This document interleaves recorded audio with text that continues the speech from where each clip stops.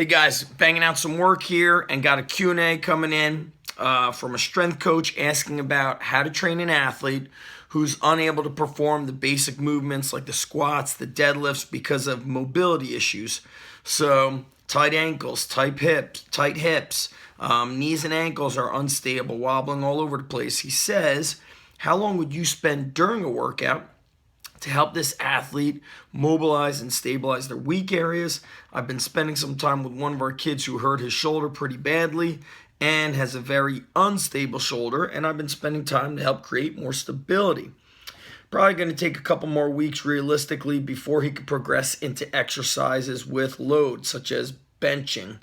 He's got a lot of other physical and weak and tight areas that also limit what he could do. And I could safely say this current stage of training for him is not fun for a 14-year-old kid, especially because he can't train with the other high school kids. He was having fun with the workouts in the beginning when I didn't realize he needed a more specialized workout to avoid injury. What is your tip to help, make things more fun for this kid? I don't want to progress him into exercises that he isn't ready for to avoid injury, but he's definitely not having much fun, and I could tell this by his body language. I'm also open to the possibility that I could be doing a very poor job as a coach overall, but I don't know how else to approach his workouts without actually getting him functioning to a better base level. What do you think? All right. This question is great, coming in from Alexander. So what I would do, number one, is you've got to give this kid homework to do on his own. When you're in the gym, you want to make it a training time. If it is, like a physical therapy session, that's not going to be fun for the kid. And also, giving him that homework at home, this mobility and extra body weight stuff to do at home, is going to demonstrate if he really is, going to live that life of a champion. And you're going to have that conversation with him. I do this very often, and even having this conversation now, I'm going to send an email to the members and the parents of the Underground Strength Gym and say, hey, your kids need to stretch at home 10, 15, 20 minutes a day. Here are hip mobility exercises. Here are stretches. But the bottom line is this. I speak about it all the time. It's the human food chain.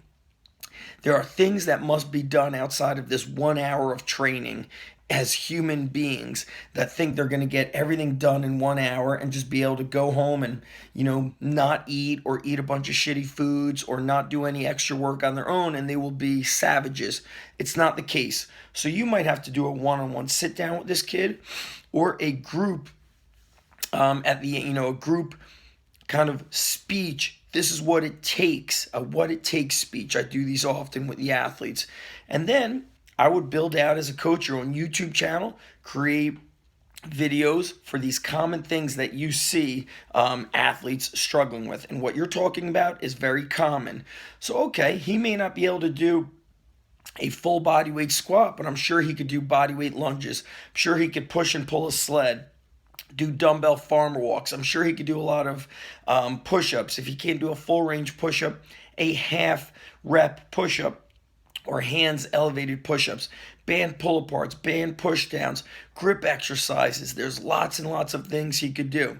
And I think sometimes we forget, that what kids are capable of. Meaning, I always tell parents, I go, we're so scared. Is it too much? Is it too hard? Well, listen, when kids were working on farms, trust me, nobody was worried about, is this too much? Is your shoulder okay? Your ankle stability? We sound so weak with these phrases that I think kids latch onto them, and we overanalyze things. We overassess things. When you're going to have to go back to one of my models, which is easy to teach, easy to learn. The kid won't be able to mess up a sled drag or a sled push. A farm walk is going to be pretty hard to mess up. Let them do recline row, farmer walk, sled drags, dumbbell curls, band pull-aparts, grip exercises, tons of bodyweight lunges. The lunges themselves will help work on his stability of knees and ankles, leg strengthening, hip mobility. And then you say, look, you're going to have to get this hip mobility at home. These are the exercises you need to do. If you don't follow through, it's not going to work. And we need to have these conversations with kids. And if you give the kids everything you've got. I'm learning how to do this, and I just had a conversation with my buddy Mike on a recent Strong Life podcast, which is we must detach ourselves from their results. So I'm giving you the opportunity and the guidelines and the coaching to eat and do mobility and extra stuff at home. If you don't want to follow through on that, then I'm fine with that. I've given you everything I can, and now it's up to you. So I want you to take that approach versus babying these kids, because they will not develop true strength. These kids can bench the house, but until they develop that accountability and ownership, they're going to miss out. So strength training, strength coaching is going to be always much more than their ability to squat and have stable ankles and stable shoulders. It has to go beyond the weight room. Food for thought. Keep me posted how that goes. Everybody watching, hit the like button, subscribe, share this out with another coach, and hit the links below. Peace.